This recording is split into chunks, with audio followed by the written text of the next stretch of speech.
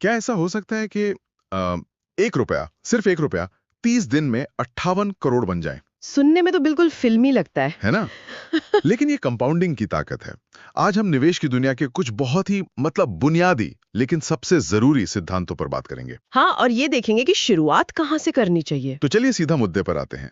लोग हमेशा पूछते हैं कौन सा स्टॉक खरीदूं? पर असल में ये पहला सवाल होना ही नहीं चाहिए। निवेश करने से भी ज्यादा जरूरी कुछ और है, सही कहा? बिल्कुल।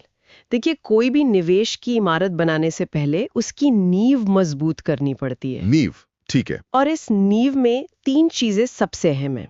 पहली, बीमा, मतलब हेल्थ और लाइफ इंश्योरेंस। हाँ। ये समझिए कि ये आपकी फाइनेंशियल लाइफ का हेलमेट है, किसी भी हादसे से यही बचाता है। हेलमेट सबसे पहले। जी। ये बात तो सही है।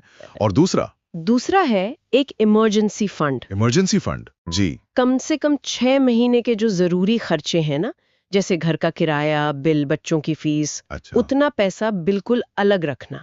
हम्म। अगर अचानक नौकरी चली गई या कोई मेडिकल इमरजेंसी आ गई, तो आपको अपना निवेश तोड़ने की जरूरत नहीं पड़ेगी। और तीसरा? महंगे कर्जे चुकाना, क्रेडिट कार्ड का लोन, पर्सनल लोन, इन पर ब्याज इतना ज्यादा होता है कि कोई भी निवेश उतना रिटर्न गारंटी नहीं कर सकता। सही बात है। लेकिन एक चीज है, जब बाजार तेजी से ऊपर जा रहा होता है तो लोगों को फोमो होता है, मतलब डर लगता है कि कहीं मौका हाथ से ना निकल जाए। हाँ, ये बहुत होता है। तो वो बीमा और इमरजेंसी फंड बनाने में वक्त नहीं लगाना चाहते। और यही गलती है। इसका जवाब यह है कि नए लोगों के लिए सीधे स्टॉक मार्केट में कूदने से बेहतर रास्ते हैं। जैसे? जैसे म्यूचुअल फंड, जहां कोई एक्सपर्ट आपके पैसे को संभालता है, या फिर वो निफ्टी 50 जैसे इंडेक्स फंड में निवेश करना। जो देश की 50 सबसे बड़ी कंपनियों में पैसा लगाता है। दोस्तों या व्हाट्सएप ग्रुप पर मिलने वाली हॉट टिप्स से भी बचाते हैं। असल में 98% ऐसी टिप्स गलत साबित होती हैं। ये टिप्स वाला जाल तो सच में बहुत खतरनाक है। चलिए मान लेते हैं कि कोई इन सब से बच गया और उसने म्यूचुअल फंड से शुरुआत कर दी। अब अगला सवाल आता है, कौन सा फंड? क्या हर लक्ष्य के लिए एक ही तरह का निवेश काम करता है? मतलब किसी को 5 साल में शादी के लिए पैसे चाहिए और किसी को 25 साल बाद रिटायरमेंट के लिए। तो क्या रणनीति एक जैसी होगी? नहीं, बिल्कुल नहीं। और यहीं पर ज्यादातर लोग गलती कर जाते हैं। अच्छा। लक्ष्यों को समय से जोड़ना बहुत जरूरी है।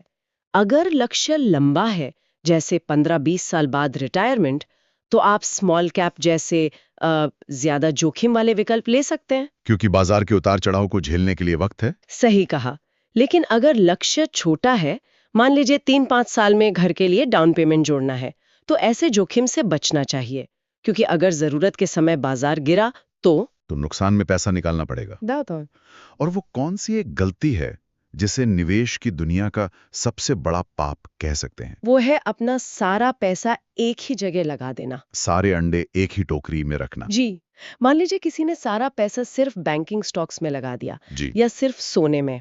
अगर उस सेक्टर में कोई बुरी खबर आई तो पूरा पोर्टफोलियो डूब सकता है। तो इसका इलाज क्या है फिर? इलाज है डाइवर्सिफिकेशन। मतलब? अपने निवेश को फैलाना। कैसे? थोड़ा पैसा स्टॉक्स में, थोड़ा सोने में, थोड़ा शायद रियल एस्टेट में। और यहाँ एक मजेदार बात है, डाइवर्सिफिकेशन का मतलब सिर्फ 10 अलग-अलग स्टॉक खरीदना नहीं है। हाँ, कई लोग 10 अलग-अलग आईटी स्टॉक खरीदकर सोचते हैं कि हो गया डाइवर्सिफिकेशन।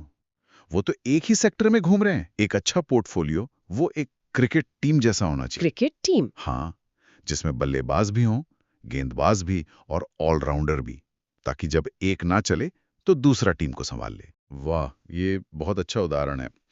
तो अगर आज की सारी बातचीत को समेटें तो निचोड़ ये है कि असली निवेश किसी चमकते स्टॉक से नहीं, बल्कि एक मजबूत नींव से शुरू होता है। बीमा, इमरजेंसी फंड और कर्ज मुक्ति, ये पहला कदम है।